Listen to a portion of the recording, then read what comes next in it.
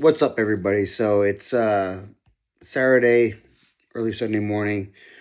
UFC Vancouver just wrapped up, and I have to admit, this was my worst event of picking fights in the last 5 events. I literally won one fight out of all my picks. And the thing that gets me was most of the picks were probably parlay picks because they were all favorites. And every single underdog that fought tonight that I had picked won, with the exception of Manuel Fior. Manuel Fior finishes Jasmine Jasovicius in the first round via TKO. But outside of that fight, Matt Frevola was the favorite against Kyle Nelson.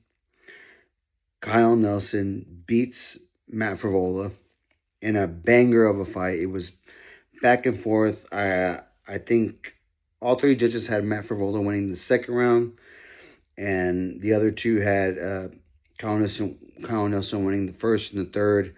It was, I believe it was a unanimous decision, 29-28, all for Kyle Nelson. But Frevola was the favorite, I believe. He had his moments. He just did not capitalize. And it was driving me insane watching this fight because it was a great fight. Don't get me wrong. It was a good fight. They were back and forth. But Frevola had opportunities where he could have capitalized, and he just did not get it done. Like he just kept Kyle Nelson in that fight, and Kyle Nelson showed his resiliency, and he won that fight, and he won it. He won it, So, shout out to Kyle Nelson. Good job, dude. That was a great fight, and shout out to Matt Frevola too. He was a dog in there. He didn't give up. But he just couldn't capitalize on the moments that he needed to, and he got beat by decision by Kyle Nelson. I didn't pick the Charles Jourdain fight versus Davey Grant, but Charles Jourdain did get the sub round one, 305 in the first round. Charles Jourdain looks really good. He looked good in there. Davey Grant really just couldn't get anything going. Charles Jourdain was just outstriking him, beating him to the punch. Got him down, out grappled him, and got the finish. Charles Jourdain, a good win for him, but he still needs a couple more to get into like a ranked opponent. And then of course the Manuel Fior fight versus Jasmine. Like I said, she rocks her with a straight left. So Jasmine Jasovicius throws a jab. Manuel Fior pulls it down with her right hand because she's a southpaw. She pulls it down and then throws a counter left straight down the pipe, right on the fucking jaw of Jasmine Jasovicius. She does like a stanky leg, kind of moves around. She goes down. Manuel Fior finishes her for strikes. I know Jasmine Jasovicius was contesting the stoppage, but dude, she got rocked and she was eating shots from like a turtle position. Yes, she tried to grab back, but she wasn't defending herself. I thought it was a good stoppage. Manuel Fior shows why she was a title contender against Valentina. She gets the win. Huge win. TKO. Yeah, good for Manuel Fior. That was a great fight. The feature fight, Marlon Chito Vera versus Ayman Zahabi. I picked Chito to win. I'm watching this fight. I'm at my Godfather's 80th birthday, but I'm still watching the fights so that I can still bring you guys content, right? And Zahabi wins the first round. I gave him the first round. Marlon Vera drops Zahabi, hurts him in the second. I gave Marlon Vera the second round. Chito. Third round, close. Zahabi closes it. One judge had Chito winning the first and the second, and the other two had Zahabi winning the first and the third. So he won 29-28. It was a close fight. Chito looked, upset after the decision when they announced Zahabi as the winner, especially by split decision. But, man, Chito just needs to do more. There was points in this fight where he could have put pressure on Zahabi. He landed some good shots in this fight. Zahabi landed good shots. But if Chito would have just put the gas down in certain spots in the fight, he really could have capitalized. When he dropped Zahabi in that second round, I think he let him off the hook a little bit. But he just needs to be smart in the way he goes about, you know, when he gets a guy hurt, to finish him, but finish him smart, right? And I think that was worrying him. But there was points in the first and the third round where he was looking good and he had opportunities, but he looked just a little gun shy. He wouldn't pull the trigger, and I think that's what cost him tonight. When they announced the decision, I wanted to say that Chito got robbed. But going over it again, it was so close, man. I thought Chito did enough to win, but man, Zahabi, he's one of those guys who just sticks around. He'll hang around, and if you let him stay in the fight, he will find a way to beat you.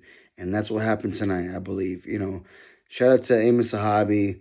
He gets the win, but Chito had opportunities. He had opportunities, and he doesn't have anyone to blame except for himself. He can be mad at the judges for the decision, but there was multiple times in that fight where he could have capitalized, and he just didn't pull the trigger. So I love Chito, but man, something's got to change. You've got to do something different. You've got to be able to hit that kill switch and be able to get these guys out of here, And he had opportunities, but Eamon Zahabi wins. Shout out to him.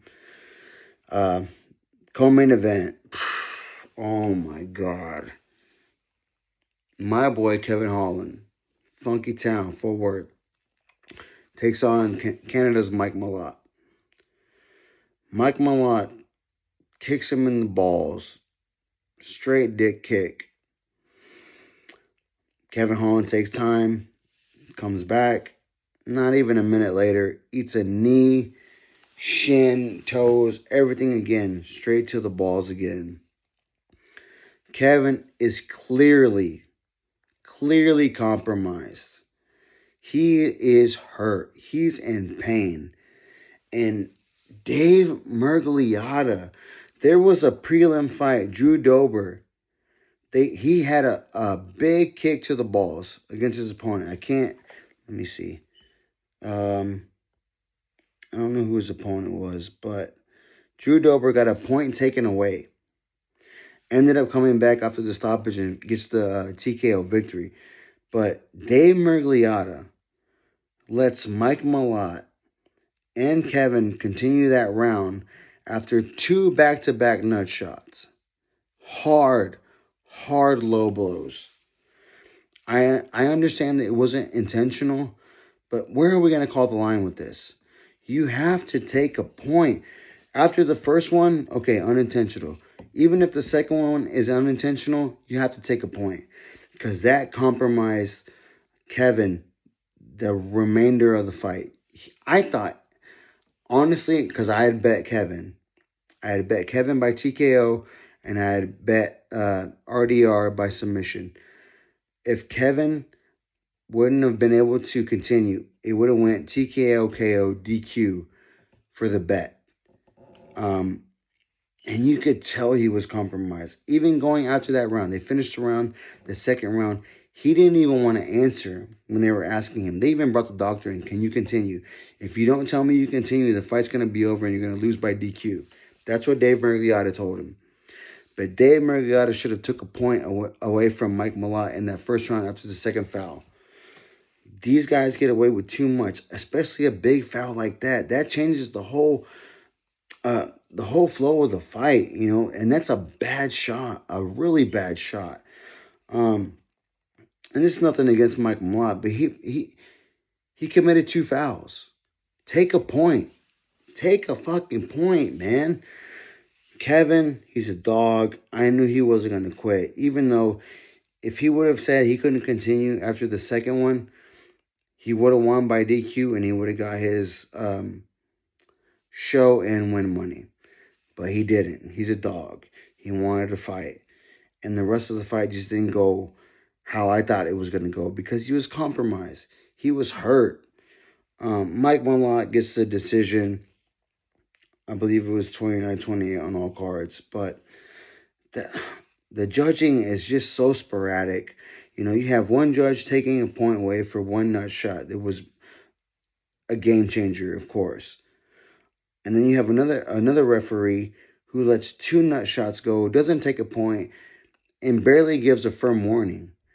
And he's even telling him, hey, I know it was unintentional. It doesn't matter.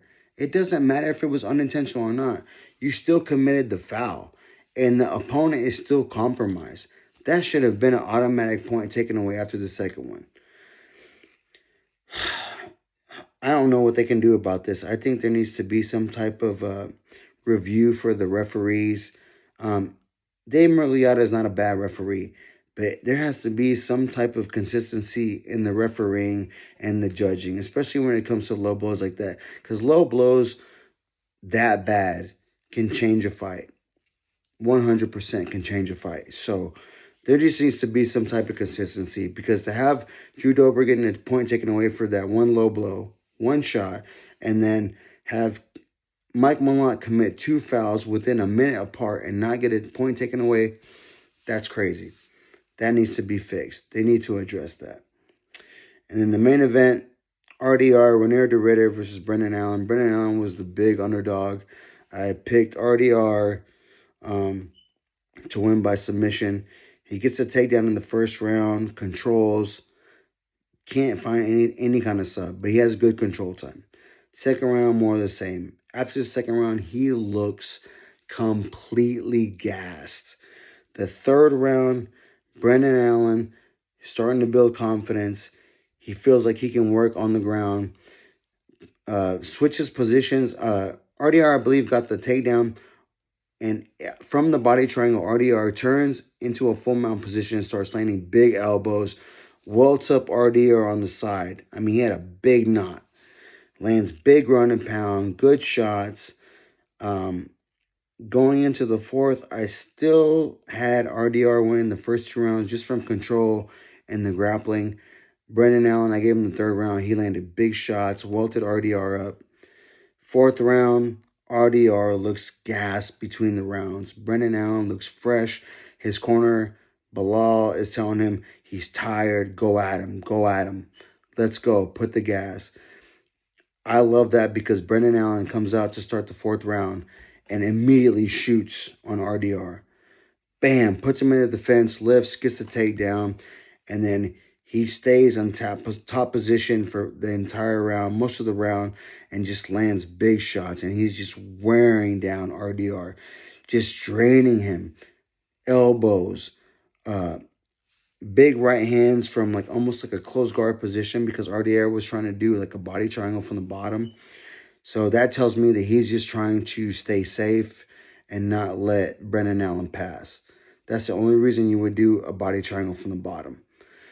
And he was still getting pieced up. He was still getting caught with big elbows, big shots. Brendan Allen, he breaks through the body triangle. He actually passes to a side mount, lands big shots, tries to go to a mount. I mean, he is absolutely working RDR the entire fourth round. After the third round, RDR barely got up on his own. Barely got up on it. And even the referee was like, hey, fighter, you have to get up. If you can't get up, the fight is over. He manages to get up, goes to the corner. Fourth round, after the fourth round was over, when Brendan Allen was putting that work on him, he could barely stand up. And I believe it was Justin Herzog, who was the referee, is telling him, you have to get up. If you do not get up, this fight is going to be waved off. He gets to the corner. He makes his way back. And I don't know if it was the commission. I don't believe it was Jason Herzog, but I think it was the commission, or maybe even his coaches were asking him. I couldn't hear it, but they asked him, do you want to continue? I thought they were asking him, are you okay? And he was like, no. He shook his head, no, I'm not okay, like, because he knew he was gassed out. But I thought that was his corner asking him. I think it ends up that it was the commission asking him if he still wanted to continue, and he said no. And the fight gets waved off after the fourth round, before the fifth. Brendan Allen gets awarded the TKO stoppage at the end of the round 4 or 5 minutes.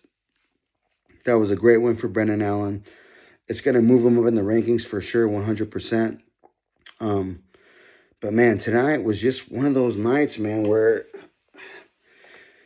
and I thought it was bad because I had picked most of the favorites because I just thought the odds uh, didn't match up. I think the underdog, the one underdog that I picked was Kevin.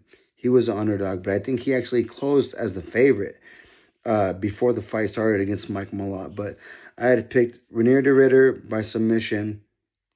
That didn't happen, and he gets beat. I had picked Kevin Holland to win by TKO KO. After that first round, low blows, that was out the window. He gets beat by decision. I had picked Chito Vera to win. He got beat by decision. I did pick Manofior to win. And I said if you had a prop bet on Manofior to win by knockout, to do that. She's the only win that I won on the main card. And then I had picked Matt Frivola to beat Kyle Nelson, and he got beat. Tonight was just one of those nights, man, where and it's crazy because they were, for the most part, they were all favorites, and all the underdogs won tonight. So if you bet underdogs on this card, you hit good money tonight. And like I said before, man, I'm not always going to pick them right. You know, I pick who I think is going to win and who's shown me reasons to pick them. And sometimes I just go off on a whim and pick guys like Cheeto. I thought Cheeto was going to win tonight. And some people say he probably could have got the nod. But, you know, that's just the fight game, you know. That's the fight game. And I'm not always going to get them right. And when I do get them wrong, I admit it. You know, I'm not prideful. I've been in there, so I know that anything can happen and fights can turn on a dime like that. And it is what it is, man. It's the fight game, baby, and that's why we love it. So that's UFC Vancouver tonight, guys. So thank you guys so much for watching. I'm still out of town. Came back from my godfather's 80th birthday. I had to get cowboyed up tonight. But hit the like, hit the subscribe. Thank you guys again. I'll see you on the next one, all right? Peace.